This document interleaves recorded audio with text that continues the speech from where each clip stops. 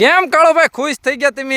એલા રામ રામ ને સીતારામ ડાયરા ને માતાજી હવના હારાવાના કરે. હવે મિત્રો નવો પાવડો, નવો લોદરિયો અને નવા વિભાગમાં નવું પાણી આવી ગયું છે. અમે જોવો ત્યારે તડકાના હું દિનેશભાઈ, જીવરાજભાઈ અને બિપિનભાઈ અડધા સાથી મિત્રો છે એ વોલ્કનના વિભાગમાં કામ કરે છે. એટલે અમને કેટલા દિવસથી ચિંતા હતી કે ભાઈ નવા વિભાગમાં પાણી કઈ રીતે પોગાડવું, મોટર પાણી કાઢશે ને સુધી. પણ મોટર પણ એકદમ સારી છે, રાજકોટથી આપણને દાનમાં આવી હતી, બરોબર. આપણે એટલે ભાઈ બહુ બધું કાર્ય મસ્ત થઈ ગયું છે. આજે અહીંયા નવા વિભાગમાં ઝાડવા પાવાની વ્યવસ્થા આપણે કરી નાખી છે. હવે ખાલી એમાં વાલ ફિટ કરવાના છે થોડા ઘણા, અને એ જે આપણે લેવા જવાનું છે, બરોબર. અને આ વિભાગમાં મિત્રો અંધારું રાતે પગ મુકાય એવું તમારી હોય નહીં. એટલે આપણે દિનેશભાઈ લાવ્યા છે ફોક્સ, 4 ફોક્સ લાવ્યા છે. તો એનું પણ આજે ને આજે ફિટિંગ કરી અને રાત્રિના સમયે અમારે અહીંયા કાર્ય કરવાનું છે. અને ભાઈ આ કાર્ય કરવી, આ વસ્તુ લાવી, જે પણ લાવી એ તમે બર્થડે, એનિવર્સરી, શ્રદ્ધાંજલિ કે ગમે એવું સારું કાર્ય હોય અને અમારી જીવદયા ટીમ ઢૂંઢસરમાં તમે જે યોગદાન આપતા હોય